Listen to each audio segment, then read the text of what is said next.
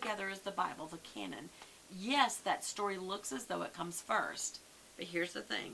God is not in conflict with himself. So he would not tell us, go to the trouble to tell us just a few lines later. God's not bound by lines and order of a few scriptures, okay?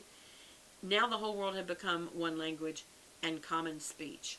And then he goes over to explain the Tower of Babel. And so he's going to explain to you the different languages that we just talked about, the different clans and the different languages and how they went into their own territories. Remember, they had not been scattered yet. So this is a telling of how that happened. Now it says, so the Lord scattered them from there all over the earth. That's in verse 8. And it says it again. From there, the Lord scattered them all over the face of the earth in verse 9. And so what you're learning is the story of how God scattered people all over the earth because he is wanting to populate the earth. But also because of them starting to praise themselves, he made it where it would be hard for them to communicate. And so they each get their own language, they get their own nations and territories, and that explains what we had just read. So you get the story of explanation here. All right, and then it starts talking about from Shem to Abram, which is, we'll find out later who that is. And so it's interesting when you look at verse 27, it says Terah became the father of Abram.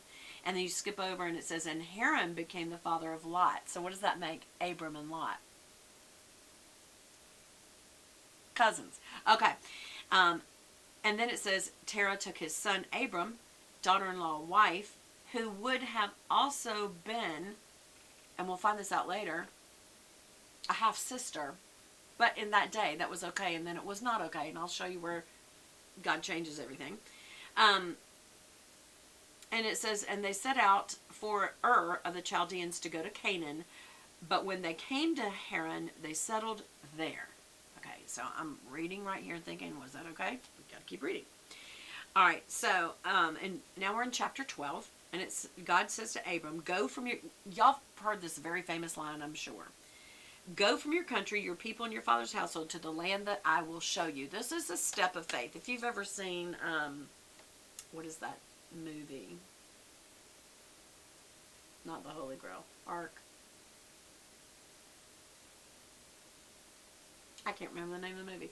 But anyway, as he is placing his foot out over this cavern, there's some sort of a thing that you have to do. And you have to place your foot, and then the stone will come up under your foot. So you have to take a step of faith in order to walk over the cavern. And it's talking about the ark. They're after the ark of the covenant. For monetary reasons, not because of belief. But you keep seeing signs of this all through the movie. And it's obviously just a fairy, not a fairy tale. It's a silly story. It's not even trying to be biblically correct.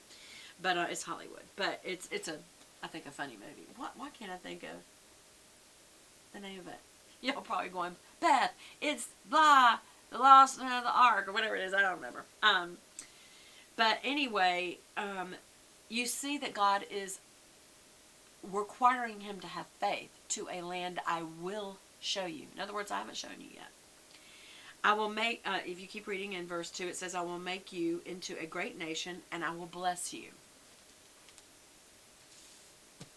Keep reading. Verse 3, I will bless those who bless you. Keep in mind where we are today and the nations we are allies with and the ones we're not.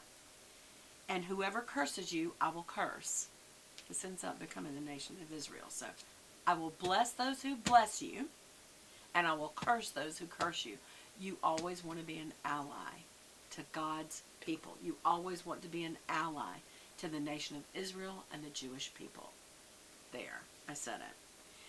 And then he says, and all people on earth will be blessed through you. Now, Abraham went, as the Lord had told him, and Lot went with him. Abraham was 75 years old. Now, God just said, you're going to have lots of babies. He's going to populate the whole earth. That's what he's basically saying. So if it's to get into the story of, that sounds a little funny to me. Okay? In verse 5 it says, they set out for the land of Canaan, and they arrived there. And at that time the Canaanites were in the land, and the Lord appeared to Abraham. The Lord appeared to Abraham. The Lord appeared to Abraham. So many times people skip over that. Do you realize that alone could be not only a Bible study, but a just time that you just break down and have a big, beautiful, joyful cry of Abraham had the Lord God appear to him. Don't ever skip over little things like that. That's not a little thing. That little verb's a big deal. And said to your offspring, I will give this land. So he built an altar there to the Lord who had appeared to him. Very clear. Says it again. He appeared to him. And what's he do? He builds an altar to the Lord. So you see, when he builds, he doesn't build unto himself. He builds unto the Lord. He keeps doing it. And here's the thing is, altars were a big part of other religions too, just so you know, not just this one. Because remember, people as they've spread have changed what they're doing. And